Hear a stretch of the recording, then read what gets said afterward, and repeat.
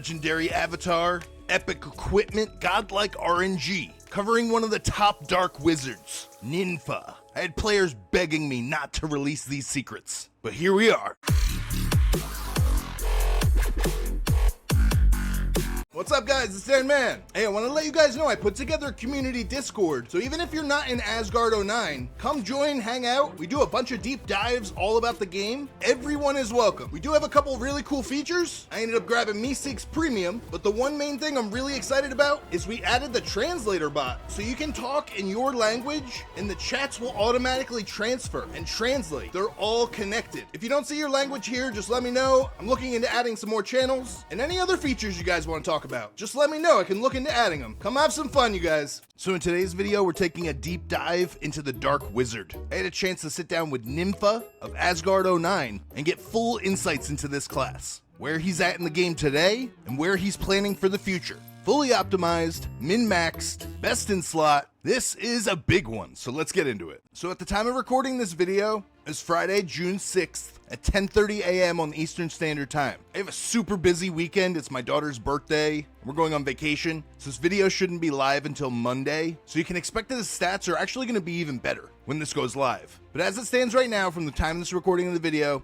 Ninfa's sitting at level 69 with 30,236 power, grinding away in B7 Prison Dungeon and B5 Gold Dungeon. So one major note that I want to make is after going through everything in his account with him, he has a lot of room for progression. And it's crazy that he's reached 30k power and still has so much room to grow. As you can see, first example, starting off with his runes. In the early game, he's using the accurate set across the board, but he stresses the urgency to move into the keen set, allowing for that extra critical chance. So as you can see, even with 30k power, he's missing the bonus from that second column. But once you're established, with enough accuracy, critical strike chance becomes your main priority. Jumping into his SealStone, he's got attack to level 7, critical strike damage to level 7, and accuracy to level 7. This should be your main goal for the SealStone, and this is a comfortable place to stop for now, as getting to level 8 is going to see many fails, and it's going to be costly. Now jumping into his item collection, he's coming in at a whopping 253 out of 401, and he can't stress enough how important item collection stats are. This should be a number one focus on your account. All resources should be driven into your item collection, as these extra stats that you can gain are massive for your account. Number one focus. All these extra stats you gain are just insane. But most importantly, these stats are really hard to get. So getting them from your item collection makes needing them on gears, adornment, etc. less of a priority. Now jump into his avatars and his mounts. And as you can see, he's got godlike RNG, pulling off one of the best legendary avatars. Not only is she a gorgeous goddess, but look at those stats. 6% magic damage. 6 MP regen. This is pretty insane. But here is what's even crazier. He hasn't done many summons. He's sitting on 11 out of 32 rares, only one epic, which means for 30k power, he still has so much room to grow. Gaining those extra rares and increasing his collection effect bonuses is going to make his power climb even higher. And this point is even more true for his mounts. He's still rocking a rare ground mount and flying mount, sitting on 11 out of 28 rare mounts. He's going to unlock an epic ground mount at level 70, but again, there is so much room for progression here that's going to make his power skyrocket. So just to put this into context, he pulled a legendary avatar in 448 summons. The RNG gods are on his side. He's actually pulled more mounts with 477 and is on the hunt for his epics. So for all of you guys out there summoning, just know that there is hope to pull a legendary with your very next summons.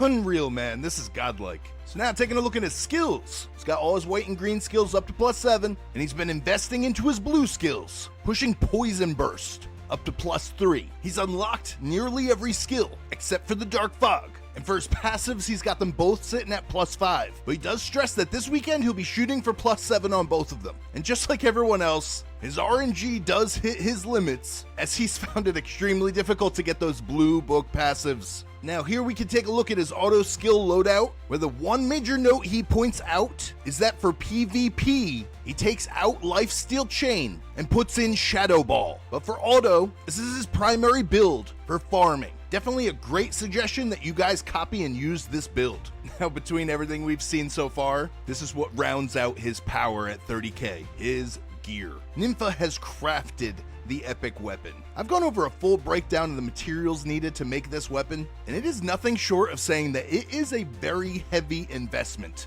but it is well worth it. He's got it sitting on +6, and for Adornment, he's rolled the +3 attack, and this weapon's giving off 52 attack. It is massive. You are not going to see many of these around. Next up, he's got another epic, Hermod's Blackout Helmet, and for Adornment, he's rolled the +2 defense. Look at how massively tanky this helmet is. He did want to note that it only did roll to +5, so his goal is he's going to D-rank this down to +4 again, and use a Golden Enchant Stone to try to push this to +6. And he also explained that he is on the hunt for Brynhild's Valor armor, so he can get the set effect, granting +3 accuracy. Massive stats. These epics take this account to a whole new level. Taking a look at the rest of his gear, for his boots, he's using the Fang Giant boots. He has pushed these up to a +8, and for Adornment, he managed to grab Defense 1, but he does explain that later he does plan to go for a higher Adornment.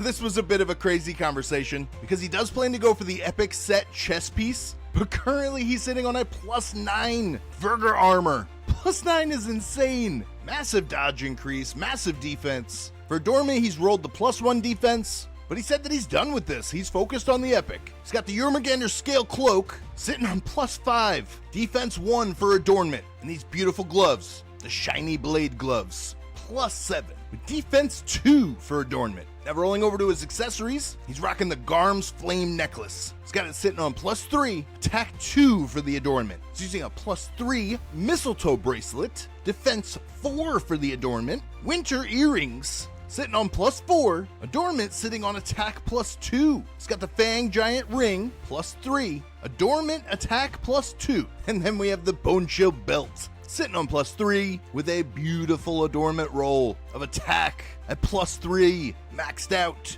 Great belt there. Now he has told me that his next goal is the Scatty Bracelet. He's getting pretty close on these materials. And this bracelet's stats are massive, with the attack, critical strike damage sitting at 9%, and the extra boost of the attack speed. Again, epic gear takes it to a whole new level. It's crazy. But jumping back into his Veneer Insignia that he's got sitting on +5, granting that extra attack, that magic damage, and the Adornment with the defense sitting on +4. Additionally, he's got a little bit of extra movement speed. And then he's got the Sanguine Galahorn, +5, with another Adornment roll sitting on defense, +4. All in all, these are his stats. 168 attack.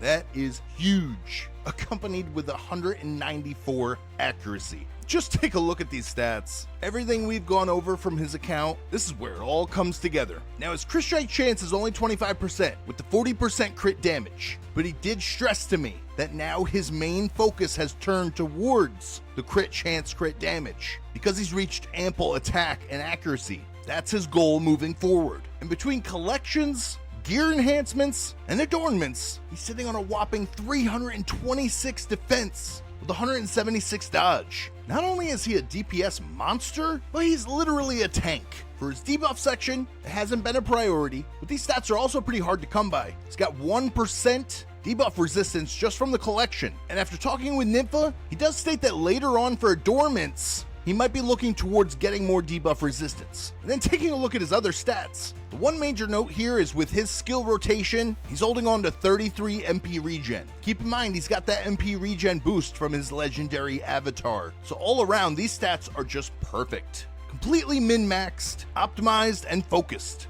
Overall, you guys, not only is Nympha's account just massive, but he's a really great guildie. And he's got two special tips for you guys. First one is, don't be afraid to use some guild points in the exchange shop to stockpile some scrolls. These scrolls will be massive for pushing content, soloing bosses, and more especially PvP. And the other major note he wants me to emphasize is party up and farm with your healers. Let your power be beneficial to your guildmates. Always support your healers, the saints and the paladins. Help build them up. you're gonna need them as much as they're gonna need you. Again, major thank you to Nympha. Sincerely, thank you for letting me cover your account. Thank you for all the feedback and conversation about min-maxing, where you're headed in the future, and the tips you have for guildies. You have been awesome, and I really can't wait to see how far you progress. I think we all owe you a huge thank you for showing us the Dark Wizard's true potential. That's all I got for you guys. If you aren't playing Odin yet, you can download the game from the link that I got in the description of this video. You should definitely come play. You'll find me on server 9. Do me a favor, throw this video a like and subscribe if you guys aren't already, so you can stay tuned for all my future videos. I appreciate you all. Stay blessed. I hope you guys have a great night. I'll see you on the next one.